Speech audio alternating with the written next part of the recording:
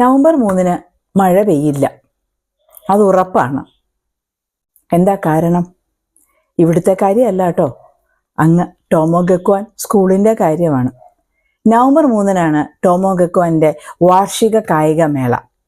എല്ലാ സ്കൂളുകളിലും annual sports meet ഉണ്ട് ഇല്ലേ?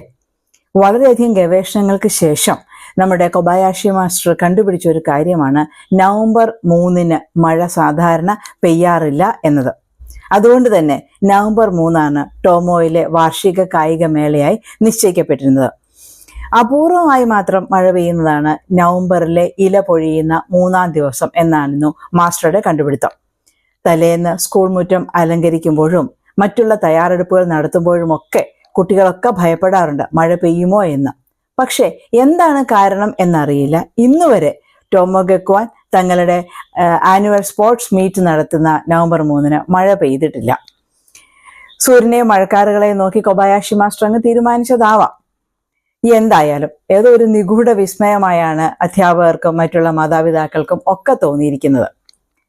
സാധാരണ കായിക മേളകൾ സ്കൂളിൽ നടത്തുന്നതിന് തികച്ചും വ്യത്യസ്തമായിരുന്നു ടോമോയിലെ കായിക മേള. മറ്റു സ്കൂളുകൾക്ക് തുല്യമായ 2 ഇനങ്ങളെ ടോമോയിൽ സാധാരണ ഉള്ളൂ. ഒന്ന് വടംവലി മത്സരമാണ്, രണ്ടാമത്തേത് 3 കാലിലുള്ള ഓട്ടം. ബാക്കിയുള്ള മത്സരങ്ങളൊക്കെ മറ്റുള്ള സ്കൂളുകളിലെ പോലെ ആയിരുന്നില്ല ടോമോയിൽ. എല്ലാ മത്സരങ്ങളും മാസ്റ്ററുടെ കണ്ടുപിടുത്തങ്ങളായിരുന്നു.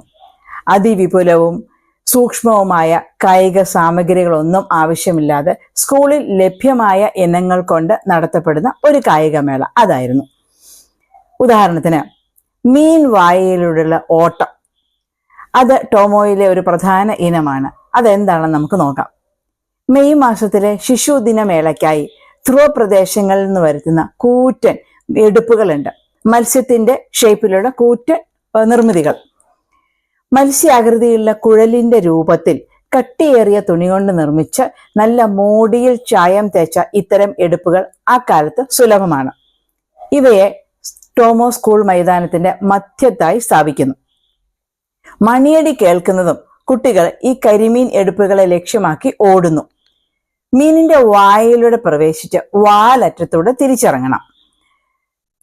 തിരിച്ചിറങ്ങി വീണ്ടും സ്റ്റാർട്ടിംഗ് പോയിന്റിൽ എത്തുമ്പോൾ മീൻ വായയിലൂടെയുള്ള ഓട്ടം എന്ന മത്സരം സമാപിക്കും. ടോമോയില് 3 മത്സ്യങ്ങളാണുള്ളത്, 2 നീലയും 1 ചുവപ്പും. മത്സരത്തെക്കുറിച്ച് വിശദീകരിക്കുമ്പോൾ കേൾക്കുന്നത് പോലെ സംഗതി അത്ര എളുപ്പമല്ല എന്ന് അത് ചെയ്തു തുടങ്ങുമ്പോൾ മനസ്സിലാകും. മത്സ്യത്തിന്റെ വയറുഭാഗം ദൈർഘ്യമേറിയതും ഇരുട്ട് നിറഞ്ഞതുമാണ്. ഒരിക്കൽ കുട്ടികൾ വായിൽ കൂടി ഉദരത്തിൽ എത്തിക്കഴിയുമ്പോൾ ആകെ ഒരു സ്ഥലജലഭ്രമമാണ്. ടോട്ടോ ഉൾപ്പെടെയുള്ള പല കുട്ടികളും ഉദരത്തിലെത്തി വാലിലൂടെ തിരികെ ഇറങ്ങേണ്ടതിന് പകരം വായിൽ കൂടെ തന്നെയാണ് തിരികെ ഇറങ്ങി വന്നത്. ഭയങ്കര രസം പകരുന്ന ഒരു ഇനമാണ് ഈ മീൻ വായയിലൂടെയുള്ള ഓട്ടം. അത് പങ്കെടുക്കുന്നവർക്കല്ല, കണ്ടിരിക്കുന്നവർക്ക് ഭയങ്കര രസകരമാണ്. കുട്ടികൾ മുന്നിലേക്കും പിന്നിലേക്കും ഒക്കെ മീനിന്റെ ഉദരത്തിലൂടെ പരതി നടക്കുമ്പോൾ വഴി കണ്ടുപിടിക്കണമല്ലോ. ഈ കരിമീൻ എടുപ്പുകൾ ജീവനുള്ള മത്സ്യത്തെ പോലെ ഇളകി തുടങ്ങും. അടുത്ത ഒരിനമാണ് അമ്മയെ പിടിക്കാൻ ഓട്ടം. ചാരി ഉറപ്പിച്ചിരിക്കുന്ന ഒരേണിയെ ലക്ഷ്യമാക്കിയാണ് ഓട്ടം ആരംഭിക്കേണ്ടത്. ഏണിയുടെ പടവുകൾക്കിടയിലൂടെ ഇഴഞ്ഞിഴഞ്ഞാണ് കുട്ടികൾ കയറേണ്ടത്. ഇഴഞ്ഞിഴഞ്ഞ് മുകളിലെത്തിക്കഴിയുമ്പോൾ അവിടെ തൂക്കിയിട്ടിരിക്കുന്ന തൊട്ടിയിൽ ഒരു കുറിപ്പുണ്ടാവും. ആ കുറിപ്പിൽ എഴുതിയിരിക്കുന്നത് ഉദാഹരണത്തിന് സാക്കോച്ചാന്റെ അമ്മ എന്നാണെന്നിരിക്കട്ടെ.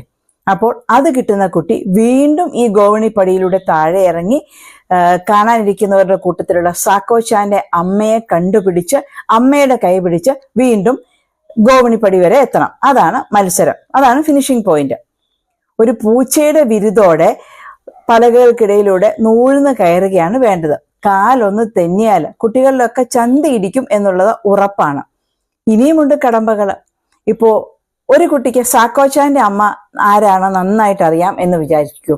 പക്ഷെ അവന് കിട്ടുന്നത് മിസ് ഒക്കുവിന്റെ ചേച്ചി എന്നോ ശ്രീമാൻ സൂവിന്റെ അമ്മയെന്നോ ശ്രീമതി കുനിനോറിയുടെ മകൻ എന്നോ ഒക്കെ ആയിരിക്കും. ഈ വ്യക്തിയെ ഈ കുട്ടി മുമ്പ് ഒരിക്കലും കണ്ടിട്ടില്ലായിരിക്കാം, ഇല്ലെങ്കിൽ ആരാണെന്ന് പോലും അറിയില്ലായിരിക്കും. അപ്പൊ എന്താ ചെയ്യുന്നത്? ഗോവണിപ്പടിയിലൂടെ മുകളിൽ കയറി കുറിപ്പ് കയ്യിലെടുത്ത് താഴെ ഇറങ്ങി ഈ ആൾക്കൂട്ടത്തിനിടയിലേക്ക് ഓടി വന്ന് ഉറക്ക വിളിച്ചു കൂവും, മിസ് ഒക്കുവിന്റെ ചേച്ചി എവിടെ? ചേച്ചിയാണോ മിസ് ഒക്കുവിന്റെ ചേച്ചി? സക്കോച്ചാന്റെ അമ്മയാണോ? ഇങ്ങനെ പലവിധ ചോദ്യങ്ങൾ അവിടെ ഉയരും. ഇത് കണ്ടുകൊണ്ടിരിക്കുന്നവർക്കും നല്ല ശ്രദ്ധയോടുകൂടി തന്നെ ഇരിക്കണം. കുറിപ്പ് കിട്ടുന്ന കുട്ടിക്കും നല്ല ചൊടിയും ചുണയും ഒക്കെ വേണം. കാണികൾക്ക് തങ്ങളുടെ പേര് എപ്പോ വിളിച്ചേക്കാം എന്ന് ഒരു നിശ്ചയവും ഉണ്ടാവില്ല. വിളിക്കും എന്നത് ഉറപ്പാണ് എന്ന് മാത്രം.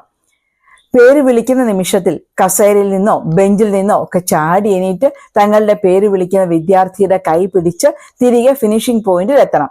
അതാണല്ലോ മത്സരം. അല്പം ഒരു സഭാകമ്പം ഒക്കെയുള്ള ആളുകള്, അല്ലെങ്കിൽ വലിയ ഗമ പിടിച്ച പത്രാസുകാരായി കോട്ടും സ്യൂട്ടും ഒക്കെ ഇട്ട് വന്നിരിക്കുന്ന അച്ഛന്മാര് തങ്ങളുടെ പേരാണോ ഇനി വിളിക്കുക എന്നുള്ള ഒരു ഭയത്തോടെ അല്ലെങ്കിൽ ഒരു പരിഭ്രാന്തിയോടെ ശ്വാസം അടക്കി പിടിച്ച് കാത്തിരിക്കും.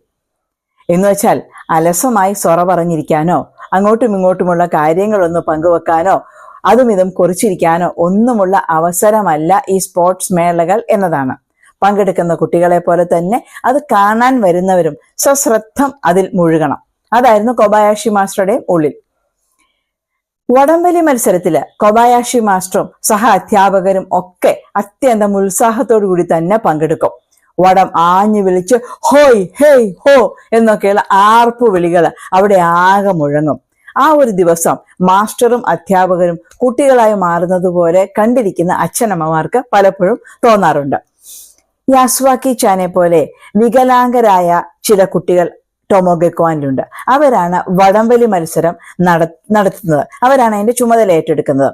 വിജയികളെ നിർണയിക്കാനായി വടത്തിന്റെ മധ്യത്തിലുള്ള കൈലേസിലേക്ക് ശ്രദ്ധാപൂർവം അവർ നോക്കി നിൽക്കും. സ്കൂളിലെ മുഴുവൻ പേരും പങ്കെടുക്കുന്ന റിലേ ഓട്ടവും ടോമോയിൽ വ്യത്യസ്തമാണ്. ആരും ദീർഘദൂരം ഓടേണ്ട ആവശ്യമില്ല. അസംബ്ലി ഹാളിലേക്ക് നയിക്കുന്ന അർദ്ധവൃത്താകൃതിയിലുള്ള കോൺക്രീറ്റ് പടവുകളിലൂടെ മുകളിലേക്കും തിരിച്ചു താഴേക്കും. നിസ്സാരം എന്ന് തോന്നും, പക്ഷേ ഈ പടവുകൾ അസാധാരണമാം വിധം നേർത്തതും ഇടുങ്ങിയതുമാണ്. മാത്രമല്ല ഒന്നിലേറെ പടികൾ ഒരു കാൽവയ്പിൽ ചാടിക്കയറാൻ അനുവദിക്കപ്പെട്ടിട്ടുമില്ല. നീള കൂടുതലുള്ളവരോ മുറം പോലെ പരന്ന കാലുകളൊക്കെ ഉള്ളവരോ ആണെങ്കിൽ പെട്ടത് തന്നെ. വിശ്രമവേളകളിൽ സാധാരണ കുട്ടികൾ അശ്രദ്ധരായി ചാടി മറിഞ്ഞു നടക്കുന്ന ഈ പടിക്കെട്ടുകൾ ഈ സ്പോർട്സ് ദിവസം താരങ്ങളായി മാറും. അന്നേ ദിവസം അവർക്ക് കൈവരുന്ന വിശുദ്ധി വല്ലാത്തൊരു തമാശ തന്നെയാണ്. ഏറ്റവും മുകളിലത്തേതും കൂടി കൂട്ടിയാൽ ആകെ 8 പടവുകളാണ് അവിടെയുള്ളത്.